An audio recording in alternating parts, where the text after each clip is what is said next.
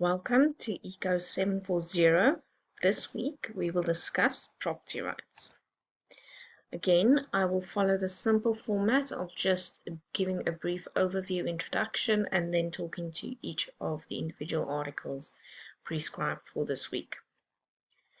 Property rights have important implications for economic transactions. Without property rights, no transactions will take place since you have no protection that what you buy will be safe and securely owned by yourself.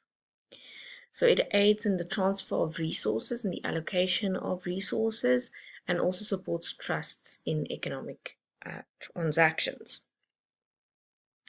So this week we really look at the long-term development of property rights.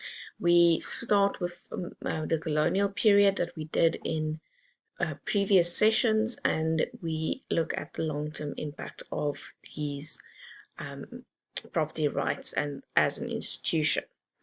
What I do want you to note with regards to this week is that there is limited scope on the definition of property rights. It's usually a very narrow focus on Western definitions of property rights and how this affects outcomes. It does, for example, not look at the impact of communal outcomes, but rather personal, individual property rights.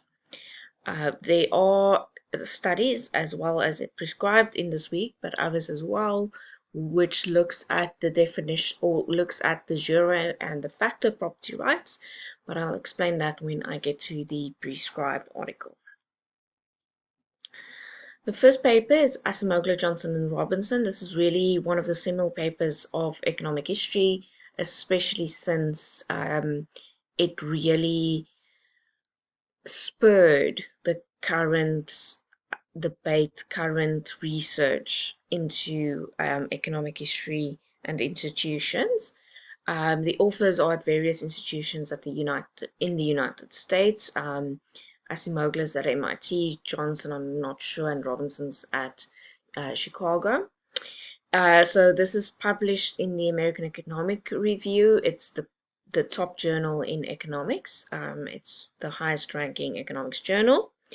And they really ask the question, how did colonial institutions like property rights shape economic outcomes today, and how this differed across the various colonies around the world.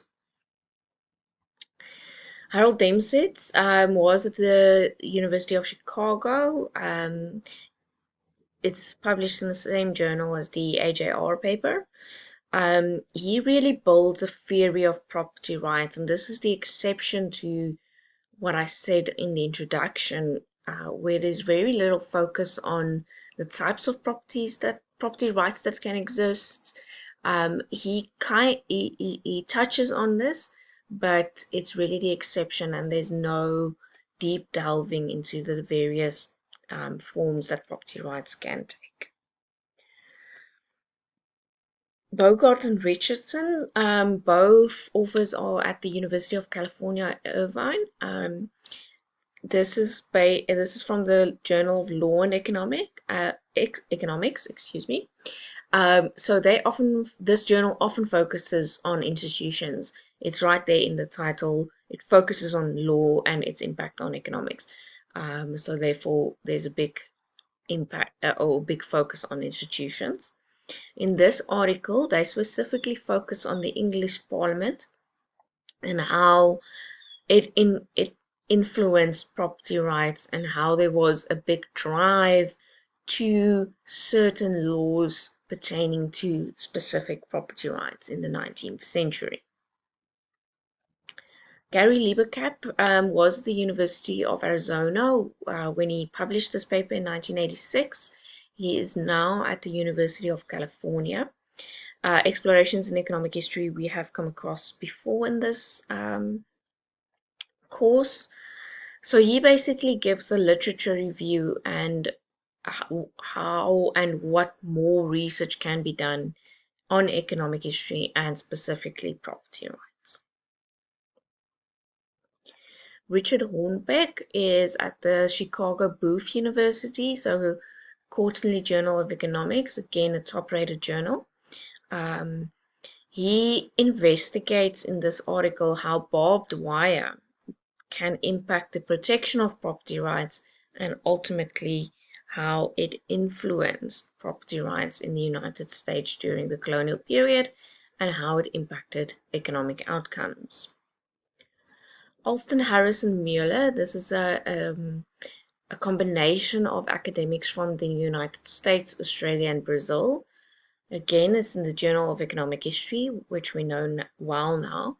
And the reason why the authors are based at various institutions is because they compare these regions from these various institutions in terms of de jure and de facto property rights. Now, de jure property rights means the property rights as defined by law.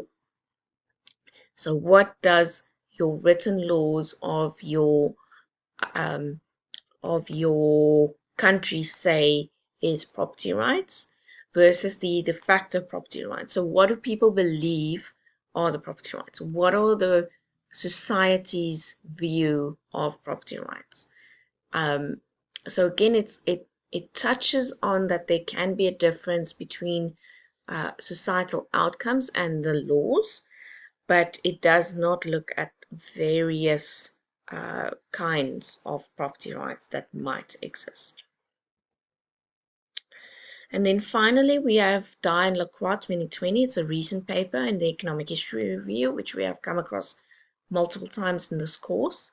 So Alan Dye is at Columbia University and Sumner Lacroix is at the University of Hawaii. So they study the Cape Colony under Dutch monopsony rule and how it impacted the property rights of the Croix as the Dutch influence at the Cape Colony expanded.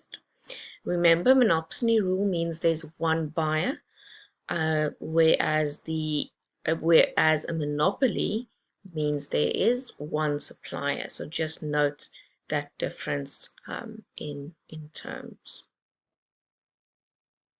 That is it for property rights, and we will continue next week.